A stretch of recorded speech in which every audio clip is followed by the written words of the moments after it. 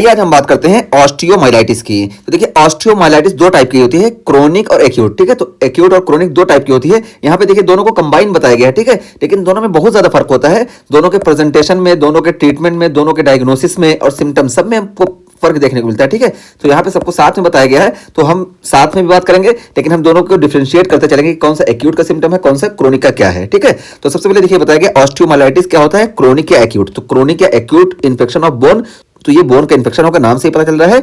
और ये एक्यूट और क्रोनिक, तो एक्यूट हम कब बोलेंगे कि जब देखिए 2 हफ्ते से कम का टाइम रहेगा ना, तो इसको हम एक्यूट बोलते हैं। ठीक है, तो एक्यूट जब 2 हफ्ते से कम का रहेगा तो इसको हम एक्यूट बोलते हैं। देखिए एक्यूट हम उल्टा यहाँ पर कर दिए, ये एक्यूट ये होगा 2 हफ्ते से कम तो एक्यूट। और देखिए 2 हफ्ते से 4 हफ्ते तक अगर रहता है ना, तो इसको हम सब एक्यूट बोलते हैं। और 4 हफ्ते से ज्यादा जो होता है इसको हम क्रोनिक बोलते हैं। तो ये हो गया हमारा एक्यूट और क्रोनिक में फर्क। ठीक है, तो ये हो गया टाइम ड्यूरेशन। और उसके बाद फिर देखिए यहाँ पे कॉजेटिव एजेंट की बात करें तो S R is most common overall. तो जितने भी कॉजेटिव ऑर्गेनिज्म है ना, उसमें से एस आर जो होता है ये मोस्ट कॉमन कॉज जो है ये ऑस्टियोमाइलाइटिस का है। तो ओवरऑल मोस्ट कॉमन हमारा ये एस आर ही है। और देखिए हम सेप्टिक आर्थराइटिस में भी बताए थे कि यही मोस्ट कॉमन एसआरईसी है।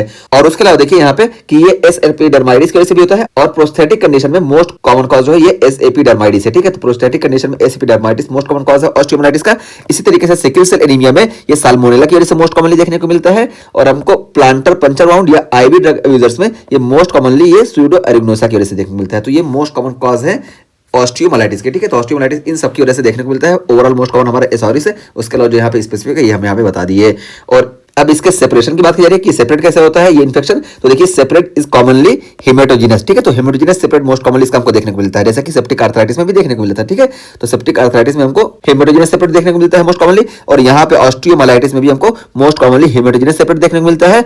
और हेमेटोजिनस सेपरेट यूजुअली इन चिल्ड्रेन में देखने को मिलता है। और ये हेमेटोजेनस सेपरेट जो होता है ये अफेक्ट करता है मेटाफाइसिस ऑफ लॉन्ग बोन। तो लॉन्ग बोन की मेटाफाइसिस को ही अफेक्ट करता है, और वो भी लॉन्ग बोन में मोस्ट कॉमनली फीमर को अफेक्ट करता है। तो ऐसा क्यों करता है ना, तो देखिए हम बताएं कि जो मेटाफाइसिस होती है यहाँ पे 3 रीजन होता है। एक क्या कि मेटाफाइसिस होती है मोस्ट वेस्कुलर होती है, और जब हेमेटोजेनस सेपरेट होगा तो ये वेसल के जरिए मोस्ट वेस्कुलर कंपार्टमेंट में वहां पहुंचेगा। और दूसरा क्या है कि हेयर पिन लूप हमको देखने को मिलता है। तो मेटाफाइसिस की ब्लड सप्लाई की हम बात करें तो देखिए हमारी एपिफाइसिस है, ये एपिफाइसिस, और ये देखिए ये ग्रोथ प्लेट है, और उसके नीचे देखिए ये हमारी मेटाफाइसिस और ये डायफाइसिस। ठीक है, तो देखिए मेटाफाइसिस में जो वेसल्स आती है देखिए यहाँ पे ये ऐसे ऐसे करके हेयर पिन लूप बनाती है। तो हेयर पिन लूप की वजह से यहाँ पे ब्लड जो होता है बहुत स्लो हो जाता है। जब ब्लड बहुत स्लो हो जाता है तो यहाँ पे इन्फेक्शन का चांस ज्यादा देखने को मिलता है। ठीक है, तो ये दूसरा रीजन हो गया।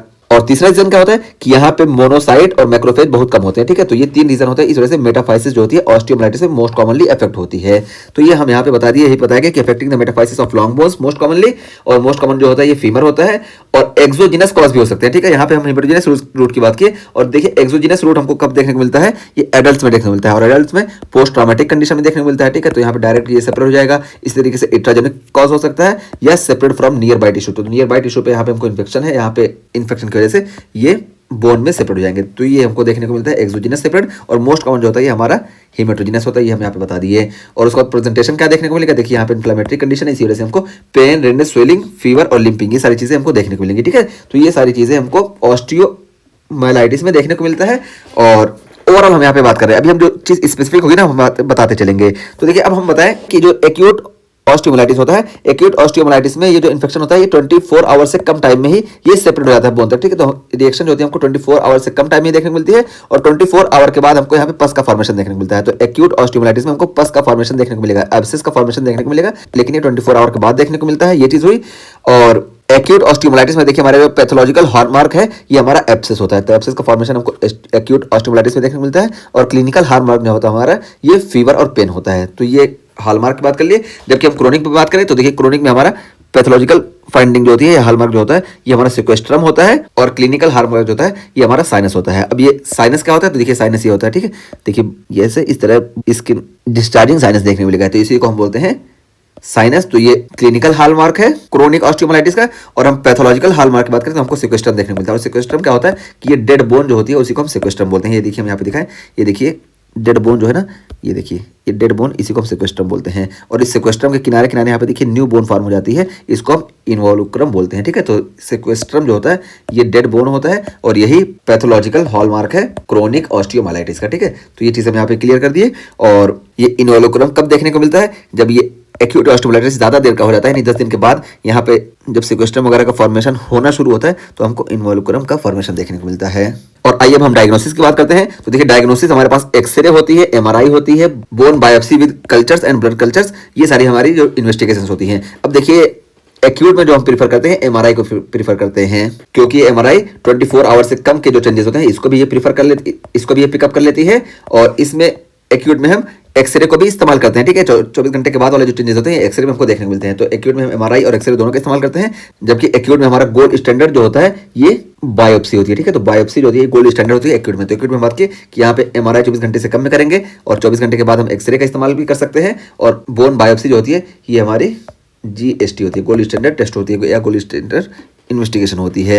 और क्रोनिक की हम बात करें डायग्नोसिस में, तो क्रोनिक में देखिए हम एक्सरे करते हैं और एक्सरे में देखिए हमको ये सारी फाइंडिंग देखने को मिल जाती है कि यहाँ पे हमको सिक्वेस्ट्रम देखने को मिलेगा क्रोनिक में, और हमको इन्वॉल्यूक्रम वगैरह देखने को मिलता है, ठीक है। तो क्रोनिक में हम इससे फाइंड कर लेते हैं, एमआरआई का यहाँ पे कोई बहुत ज्यादा रोल नहीं होता है, ठीक है। और उसके बाद फिर अब हम ये बात करते हैं ट्रीटमेंट की। तो देखिए ट्रीटमेंट एंटीबायोटिक्स प्लस सर्जरी, यानी एब्सेस का ड्रेनेज हम करेंगे, ये एक्यूट ट्रीटमेंट हमारा हो गया, ठीक है। एक्यूट में हम एब्सेस ड्रेनेज और एंटीबायोटिक का इस्तेमाल करते हैं। जबकि हम क्रोनिक की बात करें तो क्रोनिक में हमको ऑलवेज सर्जिकल जाना पड़ता है, ठीक है। तो हमेशा सर्जिकल होगा और यहाँ पे एंटीबायोटिक कवर हमको इस्तेमाल करना पड़ता है, क्योंकि ये इन्फेक्शन है, इस वजह से एंटीबायोटिक इस्तेमाल करेंगे। लेकिन हमारा ऑलवेज क्रोनिक में मैनेजमेंट सर्जिकल होता है। और यहाँ पे क्या करते हैं, देखिए हम सबसे पहले सिक्वेस्ट्रॉमी करते हैं। तो सिक्वेस्ट्रॉमी में जो डेड बोन था इसको हम कट करके निकाल देते हैं। देखिए सिक्वेस्ट्रॉमी, इसको हम कट करके निकालेंगे।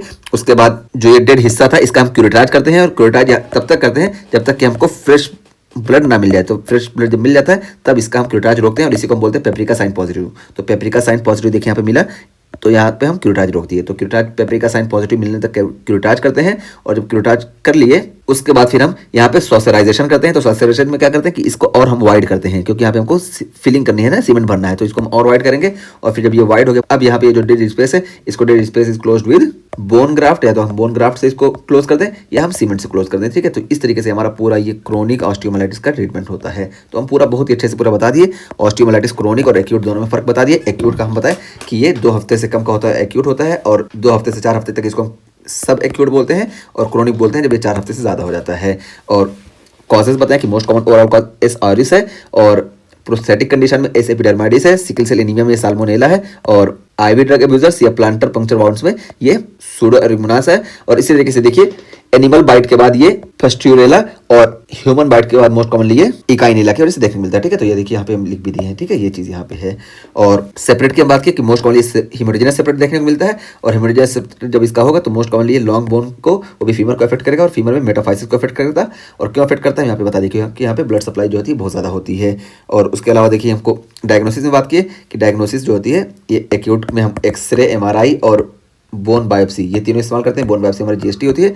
जबकि हम क्रोनिक में बात करें तो क्रोनिक में हम एक्सरे करते हैं, और एक्सरे में हमको ये सारी फाइंडिंग सिक्वेस्ट्रम, इन्वॉल्यूक्रम वगैरह ये देखने को मिलती है। ये क्रोनिक फाइंडिंग हो गई। और ट्रीटमेंट हम बताएं कि एक्यूट में एंटीबायोटिक्स के साथ हम एब्सेस का ड्रेनेज कर देंगे, एक्यूट ट्रीटमेंट होता है। जबकि क्रोनिक में हम हमेशा सर्जिकल जाएंगे, ठीक है। सर्जिकल के साथ हम एंटीबायोटिक का इस्तेमाल करते ही हैं, और सर्जिकल में क्या प्रोसीजर है ये पूरा हम यहाँ पे बता दिए, ठीक है। तो ये हमारा ऑस्टियोमाइलाइटिस का टॉपिक कंप्लीट हो गया। अच्छा, यहाँ पे हम हॉलमार्क के बार फिर से रिकॉल करा दें। तो देखिए एक्यूट का जो हॉलमार्क है ये क्लिनिकल हार्मार्क फीवर और पेन है, और पैथोलॉजिकल जो है ये एब्सेस है। इस तरीके से क्रोनिक में क्लिनिकल हार्मार्क जो है ये साइनस है, और पैथोलॉजिकल जो है ये सेक्वेस्ट्रम है, ठीक है।